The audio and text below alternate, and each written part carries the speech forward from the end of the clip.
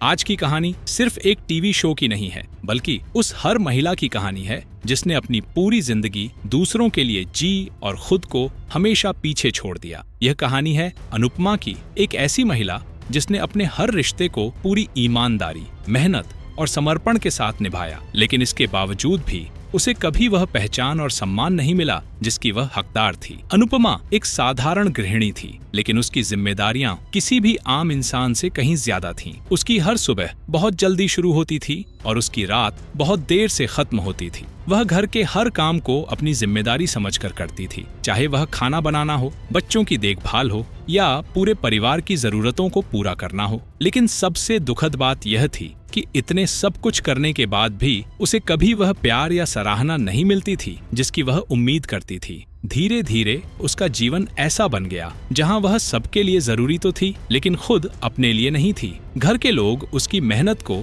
उसकी आदत समझने लगे और उसकी चुप्पी को उसकी कमजोरी। हर छोटे फैसले पर उसे ताने मिलते, हर बात पर उसे गलत साबित किया जाता और हर कोशिश को नजरअंदाज कर दिया जाता। इसी तरह समय के साथ वह अपने ही घर में एक ऐसे किरदार में बदल गई जो सबके लिए तो था, लेकिन खुद के लिए खो चुका था। समय बीतने के साथ अनुपमा के जीवन में दर्द बढ़ता गया। अब उसका हर दिन तानों और आलोचनाओं से भरा होता था। कभी उसकी सोच को गलत कहा जाता, कभी उसके फैसलों पर सवाल उठाए जाते और कभी उसकी भावनाओं को पूरी तरह नजरअंदाज कर दिया जाता। उसे धीरे धीरे यह एहसास कराया जाने लगा कि अब उसकी उम्र हो चुकी है और अब उसे सिर्फ मर्यादा और सीमाओं में रहना चाहिए, जैसे उसकी अपनी कोई इच्छा ही नहीं होनी चाहिए, जैसे उसकी अपनी कोई पहचान ही नहीं होनी चाहिए। सबसे ज्यादा दर्द तब होता था जब यह सब उसे बाहर के लोग नहीं, बल्कि उसके अपने घर वाले कहते थे। जिन लोगों से उसे सबसे ज्यादा प्यार और समझ की उम्मीद थी, वही लोग उसे सबसे ज्यादा तोड़ रहे थे।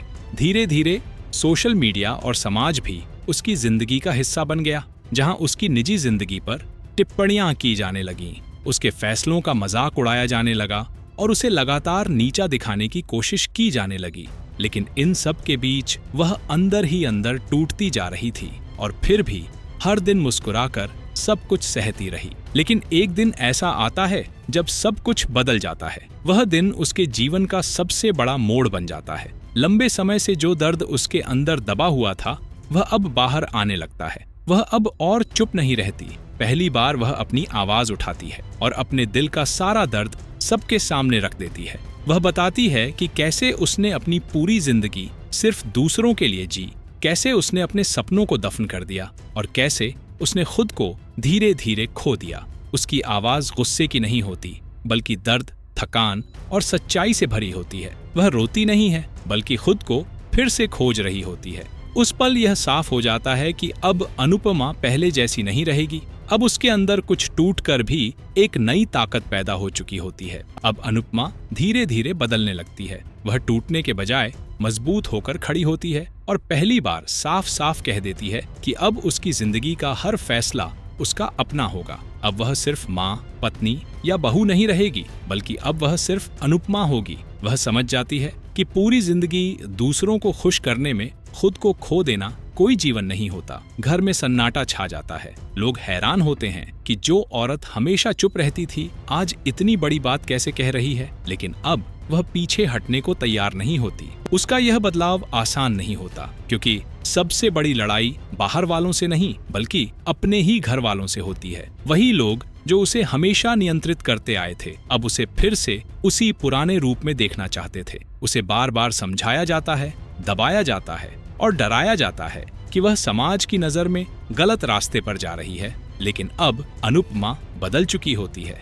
अब वह समझ चुकी होती है कि मर्यादा का मतलब खुद को खत्म करना नहीं होता और संस्कार का मतलब अपनी पहचान को मिटाना नहीं होता। अब वह न डर में जीती है और न ही अपराध बोध में। धीरे धीरे उसका आत्मविश्वास बढ़ने लगता है। जो लोग उसे कमजोर समझते थे, अब उसकी ताकत को समझने लगते हैं। वह अब सिर्फ एक घर की महिला नहीं रहती, बल्कि अपनी खुद की पहचान बन जाती है। अब वह अपने फैसले खुद लेती है, अपने सपनों को जीने लगती है और अपने जीवन को एक नए नजरिए से देखती है। अब वह दूसरों के लिए जीने के साथ साथ अपने लिए भी जीती है और यही वह पल होता है जहां एक नई अनुपमा जन्म लेती है, जो टूटकर भी मजबूत है, जो रोकर भी हिम्मत नहीं हारती और जो अब अपनी जिंदगी अपनी शर्तों पर जीती है। इस कहानी का सबसे बड़ा संदेश यही है कि जब इंसान खुद को पहचान लेता है तो कोई भी उसे रोक नहीं सकता। खुद से प्यार करना स्वार्थ नहीं होता, बल्कि जीवन की सबसे बड़ी ताकत होती है। और हर इंसान को यह समझना चाहिए कि अगर आप